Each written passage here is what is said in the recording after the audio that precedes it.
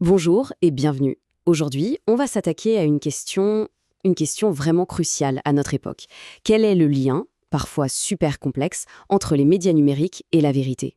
Allez, c'est parti, on plonge là-dedans. Et pour commencer, accrochez-vous bien, on a un exemple qui frappe fort. Imaginez, au Gabon, un homme se fait arrêter. Pourquoi? Pour avoir partagé une vidéo, mais pas n'importe laquelle. Une deepfake, générée par une IA, qui annonçait carrément la démission du président. Rien que ça. Ça nous met direct dans le bain du problème.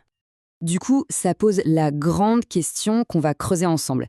Est-ce que les médias numériques, avec leur vitesse de dingue et leur portée mondiale, sont en train de détruire la confiance qu'on a dans l'info? On va regarder ça sous tous les angles, le bon comme le mauvais. Allez, premier acte, on va d'abord regarder le côté un peu plus inquiétant de l'histoire. On parle de la menace de l'infodémie, ce phénomène où le faux se propage plus vite que le vrai. Alors, pour comprendre comment ça marche, il faut parler d'un truc essentiel, l'économie de l'attention. En gros, dans le monde numérique, la vraie richesse, ce n'est pas l'info, c'est notre attention. C'est la ressource la plus rare. Et les plateformes, leur but, c'est de la capturer par tous les moyens. Et là, on voit bien le choc des mondes. D'un côté, le journalisme d'avant, qui misait tout sur la rigueur, la vérification, la vérité. De l'autre, l'économie de l'attention, où ce qui compte, c'est le clic, l'engagement, le buzz. Le but n'est plus forcément de dire le vrai, mais de faire réagir. C'est un changement radical quand on y pense. Et ce qui vient amplifier tout ça, ce sont les fameuses bulles de filtre. C'est assez simple à comprendre. Les algorithmes, pour nous garder connectés le plus longtemps possible, nous servent sur en plateau ce qu'on aime déjà. Du coup, on finit par ne voir que des choses qui confirment ce qu'on pense déjà. Et le danger, c'est de se retrouver isolé dans sa propre tête en quelque sorte. C'est fou, mais cette situation fait écho à une image très, très ancienne. La caverne de Platon. C'est un peu comme si nos écrans étaient les murs de cette caverne. On y voit des ombres, des reflets déformés de la réalité, et à force, on finit par croire que ces ombres sont la réalité. Ça donne le vertige, non? Et pour couronner le tout, si on peut dire, c'est que la technologie s'en mêle. Maintenant, on a des outils surpuissants. Les deepfakes, ces fameuses vidéos truquées bluffantes de réalisme, ou encore les armées de trolls, les fermatrolls. Tout ça permet de fabriquer du faux à l'échelle industrielle.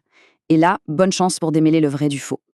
Bon, ok, le tableau est un peu sombre, je l'admets. Mais attention, ce n'est que la moitié de l'histoire. Maintenant, on retourne la pièce et on va voir comment le numérique peut être, au contraire, un outil incroyable de libération. Et au cœur de cette vision plus optimiste, il y a une idée géniale, l'intelligence collective. C'est quoi? C'est le principe que tous ensemble, connectés, on est plus malins.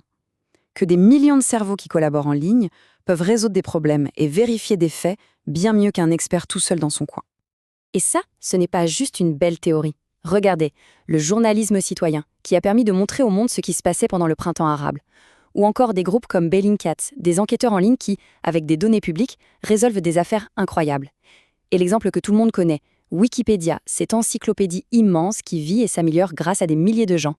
Ce qui a vraiment changé, en fait, c'est que le monopole de l'info a volé en éclats.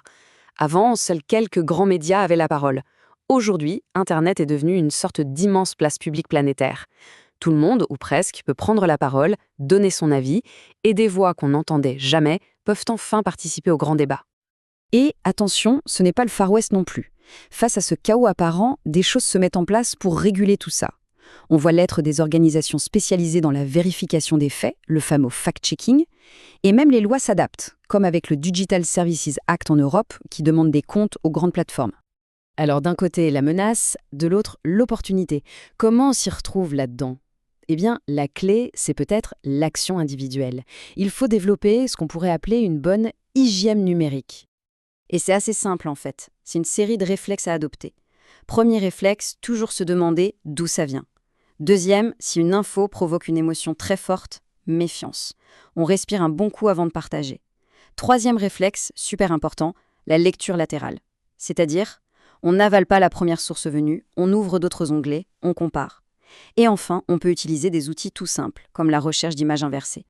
Et encore une fois, cette idée de douter, de vérifier, ce n'est pas nouveau. C'est même un pilier de la pensée moderne. Ça nous ramène à René Descartes et à sa fameuse phrase « Ne recevoir jamais aucune chose pour vraie que je ne la connusse évidemment être telle ». Un conseil qui date du XVIIe siècle, mais qui n'a jamais été aussi d'actualité. Donc pour résumer tout ça, on voit bien que le numérique, c'est une sorte de grande épée à double tranchant.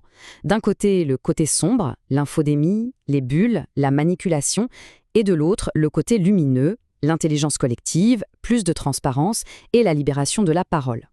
Au final, la vraie question, ce n'est peut-être pas juste comment je fais pour ne pas me faire avoir.